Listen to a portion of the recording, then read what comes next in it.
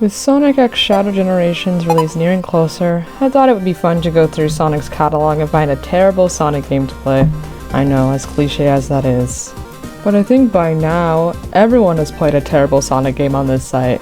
But I wanted to be a little different and find a Sonic game that I hate, instead of a game that is already unanimous in the fandom for being terrible, like your Sonic 06s or your Sonic Forces of the world. And thus, I began searching for that one Sonic game that did not bring me joy. And that's when it hit me. The Sonic game that made me feel the most disappointed. A game that made me feel tricked in believing it was good. A game that for the first time filled me with regrets. Sonic and the Secret Rings. Hey, it's me, Bobby, with a quick intermission. So before we start with the nitty-gritty of the video, if you made it this far, maybe consider subscribing. If you enjoy videos like this, it would mean a whole lot to me and help me a lot in the long run. Thank you for your time. Now, on with the rest of the video.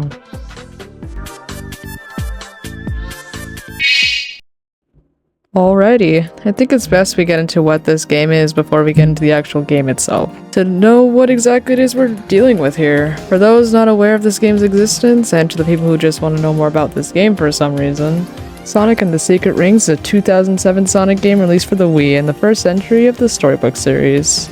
As for the development history for this title in particular, the info for it is a little rocky, so I'll try to explain it to the best of my capabilities.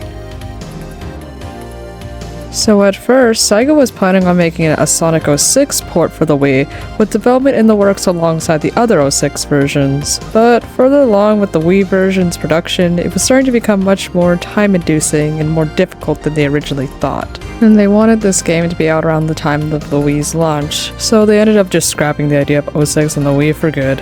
And honestly, I think they dodged a bullet there. Kind of. Because though it does sound kind of catastrophic to have 06 on the Wii, it is interesting to think about what an 06 port could be like on the Wii as well. Anyways, back on topic, Sega then switched motives and started work on a Sonic game that used the Wii Remote's motion control capabilities. And then writer, producer, and director Yujiro Ogawa, who if you didn't know, worked on Sonic Adventure, had already thought of the basic idea for the game, that being Sonic already moving forward without the player doing so at all, but instead the player tilting Sonic left and right to avoid obstacles, and immediately imagined its capabilities with the Wii.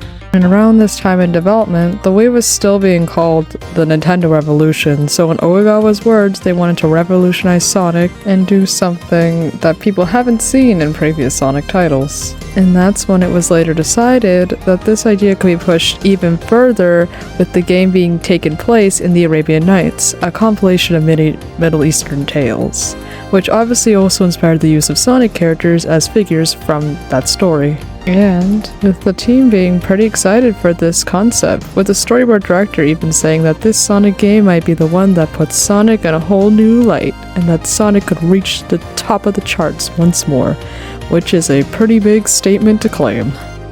Anyways, development for the game persisted, with Sonic and the Secret Rings going through a couple of name changes in the process before we got the iconic title we all know it for.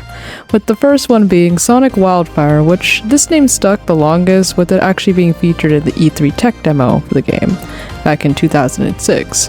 But then later down the line, in a Nintendo press conference, they referred to it as Hypersonic, but then again switching back to Sonic Wildfire for a while until finally settling on the name Sonic and the Secret Ring, since it was more relevant to what the game was actually about.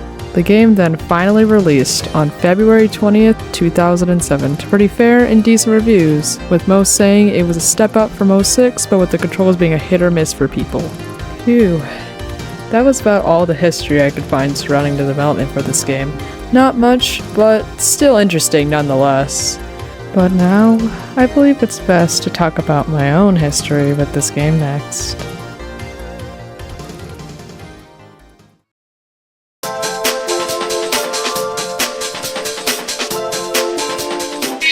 Okay, so you're probably wondering why the hell I have so much resentment for this Sonic game in particular. It can't be that bad, right?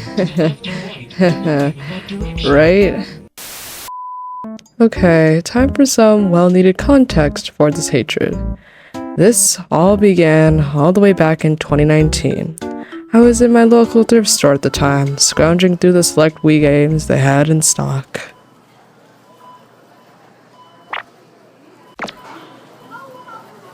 Fun, a new Sonic game for me to try.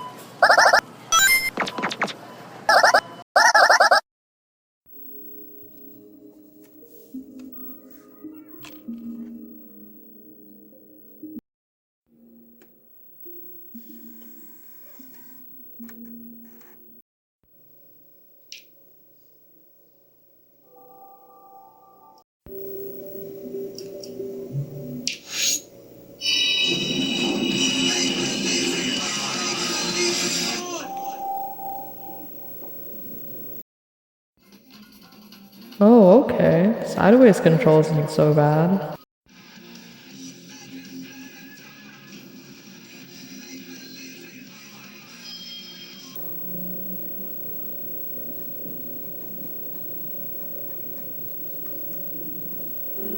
Ooh, here we go. This is gonna be so awesome. Tilting the Wii remote to the left and right will move you in that direction.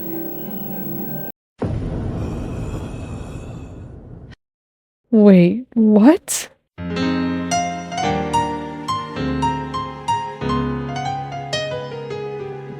That line immediately killed any joy I had for this game. And hey, I tried to give the game the benefit of the doubt. I tried to play a couple more levels, trying to see the good in it, and there was nothing. I was devastated. I thought this game was going to be another great entry in the storybook series like Black Knight was, a game I already had played prior and really enjoyed, but it was far from it. And I forever felt regret on that purchase I made that day. It's been 5 years since then, and this game has just been rotting on my shelf. Never finished and never played. I think now it's an appropriate time to finally boot this game back up after so many years. I guess you could say it's time to take a look back at Sonic and the Secret Rings. Is it still as terrible as I remember it, or was it just too harsh? Let's find out.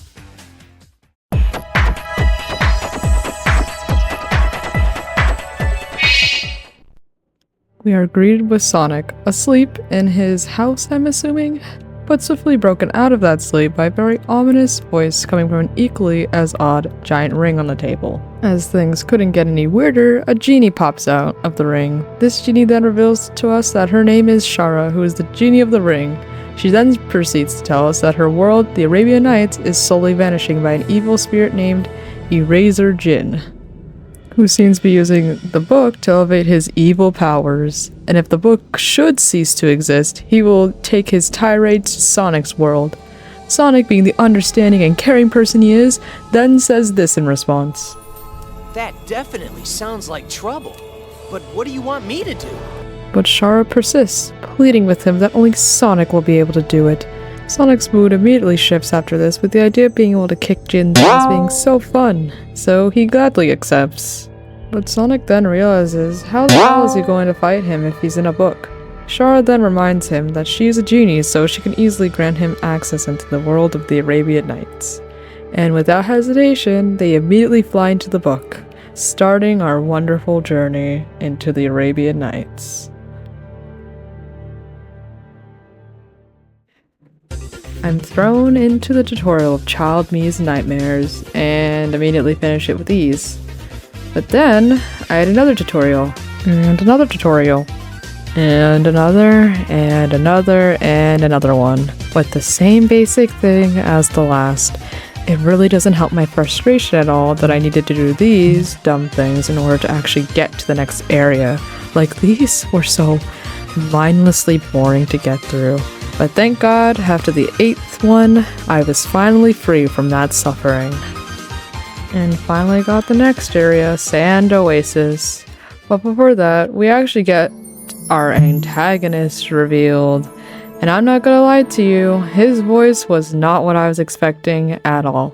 I was anticipating a pretty deep, menacing voice, but no, his actual voice is giving more like evil TV show host vibes, which is very specific, but some of you guys will understand what I'm getting at. You You must be that blue rat that just got added to the story. Anywho, tangent aside, he begins to yap about all the evil doing he's going to commit, and brings up something about the 7 world rings, which allegedly don't exist in Shara's words. I guess this is foreshadowing. And then tries to shoot Shara with some kind of fire, but Sonic, being the hero he is, takes one for the team and gets shot instead. Yippee. He threatens us that if we don't bring him the 7 world rings, the fire in Sonic's chest will, kill him, apparently. Jin then tells them that he is going to collect the life of King Sharar, and he just dips. And now, with fire in Sonic's chest, we continue forth to stop Jin from killing the king. Oops, I mean collecting the life of the king.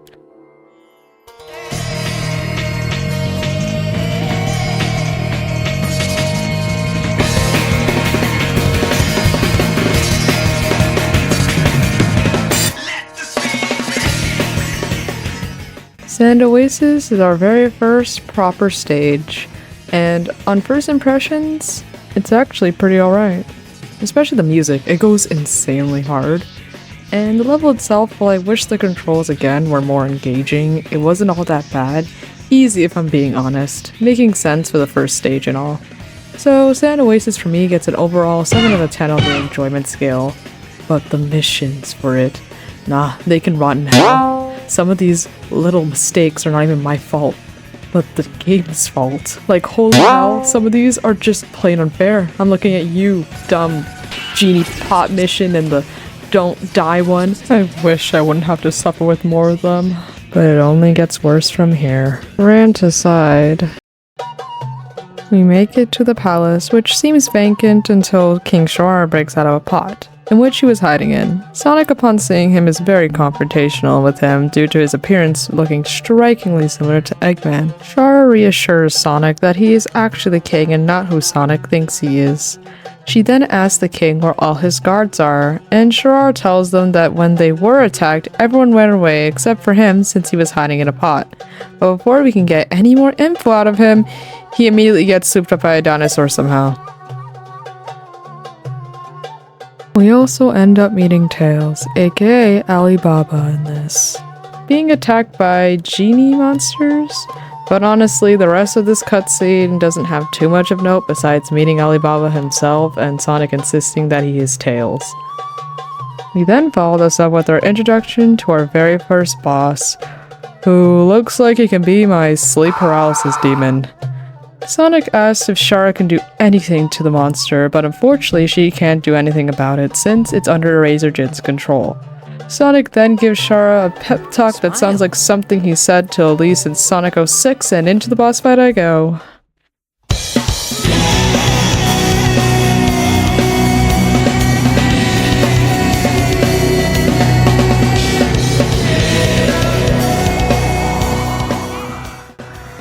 And the boss was honestly nothing special, and wasn't really all that hard. You can pretty much tell what your targets are from the get-go. So it's a pretty meh time, so I don't know, 4 to 10 boss fight.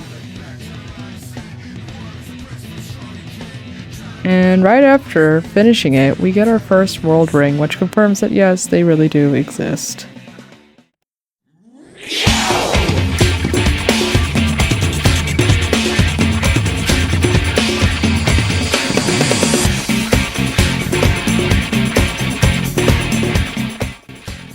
Dinosaur Jungle is our second stage, and honestly it's all over the place. Like, especially at the start, I don't know why, but every time I would always get hit by the Triceratops in some way. I don't know, might just be a skill issue on my part. The music is also very out there in just how goofy sounding it is.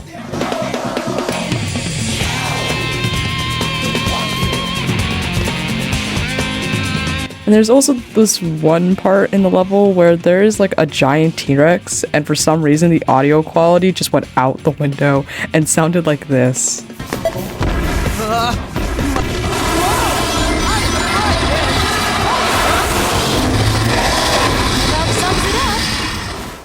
Honestly, it's just hilarious that this was kept in. And just for that, Dino Jungle gets a 10 out of 10 in my books, simply because of the screaming dinosaur. And as for the missions, they were more doable than Sand Oasis, and at this point you kind of realize all the missions have the same premise, but just made for each level instead, and varying how awful they can be. So I'm just gonna keep the talk about the missions short by either saying they're passable or horrible. Sound good? Okay, awesome, cool. We catch up to the king, finding him still in the mouth of the pterodactyl before suddenly it drops him. Sonic reluctantly catches the king in the most disrespectful way possible, and Char then proceeds to ask him where some kind of spirit went, and he tells them that it headed towards a giant fortress in the distance. Oh yeah, we also get our second world ring right after this as well, finishing off Dino Jungle since there isn't really a boss fight for this stage at all. Truly free, be stopped never through all that's happening.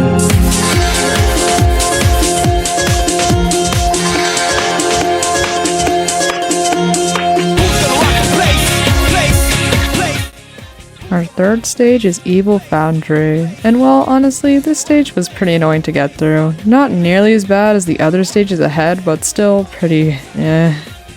But I do really like the way the level looks though, since I'm kind of a sucker for stages that are themed around this type of vibe, that being like a factory, themed around fire, that kind of thing. And the song in this level is like the best in the OST in my opinion, and I know this song has already had its praises sung, but honestly, it's justified. It's a really great song. But overall, I'd give this stage a 5 out of 10, with it being saved by the score and setting alone. By the way, I hope none of you are taking this ranking seriously, because it's really not supposed to be taken seriously at all. We finally catch up to Jin, and walk in on him doing some kind of weird seance, which ends up summoning the Golem from Sonic Adventure 2? Or the Ifrit, sorry. But we don't stay for long, with Sonic noting that he is no match for it right now, so we dip, and we completely abandon Evil Foundry for now. So we head back to see Alibaba, who tells us that his friend Sinbad might be able to help with the giant monster. Sonic asks where they can find him, and apparently he was kidnapped by the Ruth, which is some kind of giant bird fossil thing. And he is somewhere up in the skies. So of course, we go on another hunt for a character that was also kidnapped by some kind of animal fossil thing. Yippee.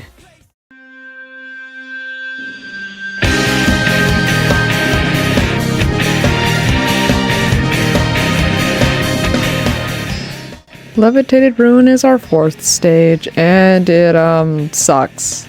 I honestly hated most of my time with it. The only semblance of fun I had was riding on a magic bridge, and that's it.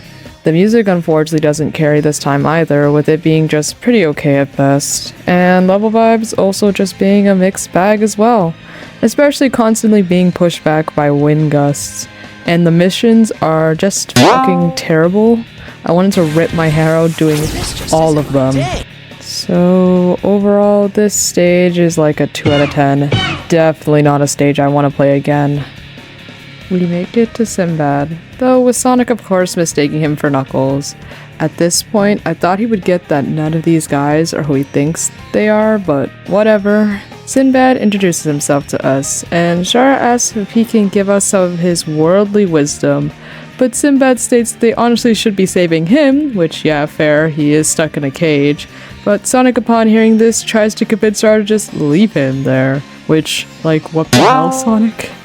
But Sinbad convinces Sonic to free him by swindling him that if he gets him out, then he can give them some of his worldly wisdom. Sonic then proceeds to insult his intelligence, and we then go on to do the worst mission of my life trying to free this guy. And we free Sinbad, and he suggests to us that since the spirit is on fire, why not just quell it with water? Sonic then insults Sinbad's wisdom again, and they both begin to bicker. Before the bickering gets worse, Alibaba intervenes. Sinbad then explains further that pirates stole a blue ring from him that had helped him control storms, so if we find that, we can most likely quell the spirit thing. So we finish off this world and collect the Ring of Levitation Ruin, which leads to probably the funniest cutscene of this game. To imagine what having all 7 rings would do to someone. It might even open the gates of hell! And Shara also gives us some kind of weird ball thing as a gift, which will totally not be important later. And we continue off to our next world.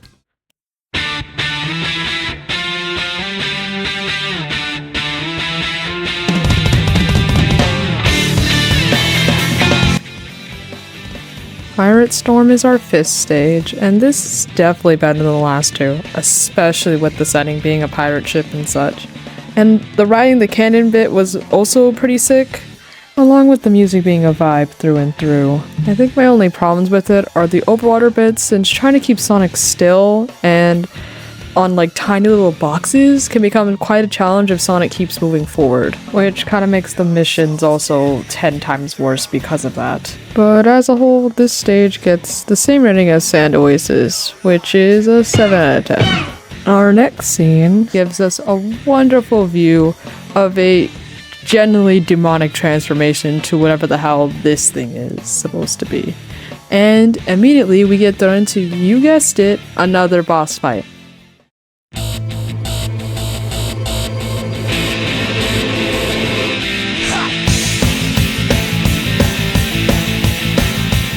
And I take it out on my second attempt.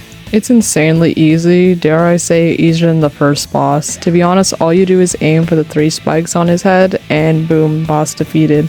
The only thing that gave me trouble was my Wiimote, since I don't have a back for it, and my batteries kept falling out when I was shaking the remote profusely. So 4 out of 10 boss fight, once again. And after killing that abomination, we get our next world ring. And the ring we need to take care of the fire golem Ifrit thing. Bring forth the mighty storm!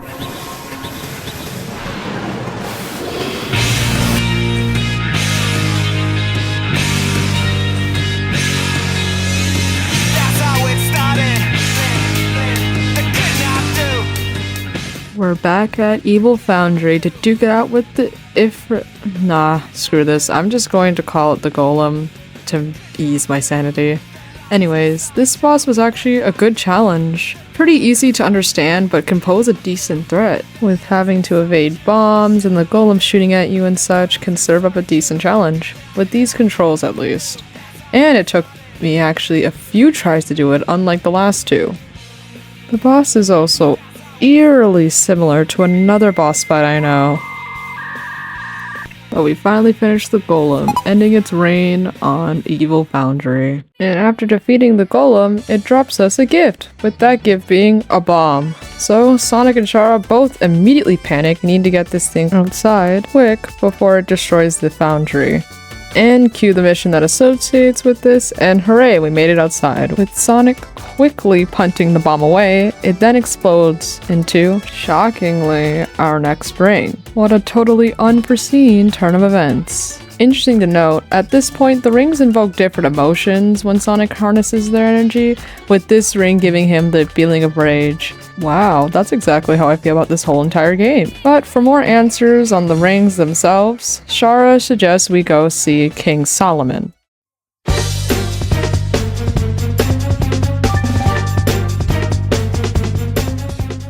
Skeleton Dome is our 6th stage, and it's pretty mid. It doesn't really have anything all that cool besides the skeleton motif, I guess, going on, and a pretty alright song to boot. The environment is just pretty bland and it kind of throws you off because when I see the name Skeleton Dome, I'm expecting that. And yes, it does give us that, but later on in the level instead, which is just odd to me. But I will say at least the missions are not all that hard, so with that in mind, Skeleton Dome gets a 4 out of 10. We find King Solomon, which he's not looking too good. Sonic commenting that they might be too late upon seeing the King's skull, like head. But no, he's very much alive, with him explaining that the Razor Jin is the reason he looks the way he does. He then further asks us for a favor, gee, what character hasn't at this point, which is tracking down the rest of his body and destroying the 40 thieves. So one annoying fetch quest later, and now he's all in one piece. And we also ended up getting our second to last world ring. The king ends up giving us a huge lore drop in that Eraser Jin is actually a genie, who could have guessed, and that if we could just find the lamp he belongs to, we can seal him away for good. But there is one issue though. Returning the stories to their original state requires greater power than we have, and would take a miracle to work. But of course, Sonic believes that this won't be an issue for him. The king then proceeds to get way too close to comfort, and he then tells us that we can find Eraser Jin's palace, which is up in the sky.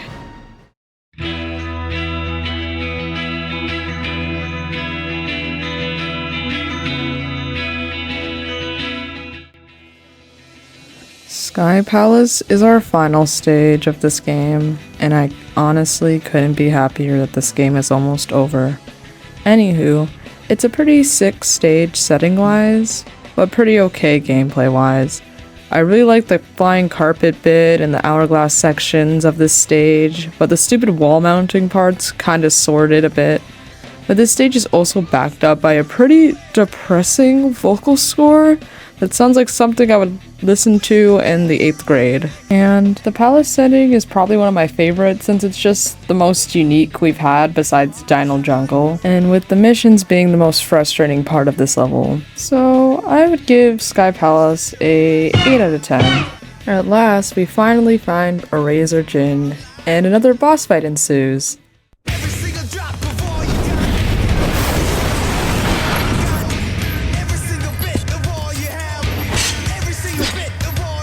I've been waiting to finish things with you for a long time. You filthy rat! I'll shut that mouth of yours permanently. And this one was probably the most difficult of the playthrough so far, but the most interesting of the bunch, with of course the interesting part being the way Jin is fighting you, with him using 2 different perspectives to fight you, with those being a 2D standout segment, and the rest being at the main 3D segment, as well as a pretty great song backing up the entire fight. But of course we finish off Jin, and he cowers away in black mist into a door, which locks right behind him. And the only way to open said door is of course the 7 rolled rings, which I unfortunately only have 6, so a few missions later, boom, 7th ring. So we put the 7 rings into the door and go and confront Jin, with him of course escalating things by forcefully making Shara give him the 7 rings against her will. Sonic panics and tries to make Shara see reason, but it doesn't work. So Sonic then proceeds to stop Shara by commanding her with the ring to do what she thinks is truly right. Shara then collapses, with Jin getting a hold of the rings. He then says the collector of the ring should be offered up in sacrifice, with that person of course being Sonic. But before Jin was able to kill Sonic, Shara blocks the shot, sacrificing herself to save Sonic's life. We then get a pretty sad scene between the two. It's okay. It's not your fault. Did I change my destiny? Grant me a wish. I wish for you to not die and to go back to the way you were. Jin, completely ruining the mood, absorbs all 7 rings with a pretty disturbing and nightmare-fueled transformation. But the rings then fly out of him and they go directly into Sonic, with Sonic letting out the biggest blood-curdling scream I've ever heard out of him, with Sonic transforming into the infamous Dark Spine. The Creator! The stories of this world are mine! If this is your world, then it's a world that I don't want any part of. Okay, why doesn't anyone talk about this boss fight? Oh yeah, that's why. But holy crap, this is by far the highlight of this game. The presentation for the boss fight is so fucking sick, with the opening and ending lines between Sonic and the Creator definitely being the coolest part. And the quick time events as well being incredibly cool to pull off. The difficulty is really not all that hard, with my only struggle being my first time playing since I didn't know what to expect, but by my 3rd run through I was able to beat it with minor casualties. So yeah, this boss fight for me is by far the best part of this game, since I was really starting to enjoy myself while playing it. But I finished the Creator, which means I did it. I finally finished Sonic and the Secret Rings for good. Your tale is finished, Eraser! Next time, try writing a better story! So the question remains, is Sonic and the Secret Rings just as bad as I remember it? Yes, without question. While I do have more to appreciate with this game, being the final boss fight, story, and OST, that doesn't take back how much of a miserable experience the rest of the game was. I never fully expressed how bad of a time I was having, but it was miserable playing this game for 3 days straight without much breaks. While some levels are more tolerable than others to play, that doesn't change how bad the rest of the game can be, with the missions and controls being a huge reason for it. So, altogether, Sonic and the Secret Rings is still as bad as I remember it, with a few things keeping it from being a truly terrible Sonic game.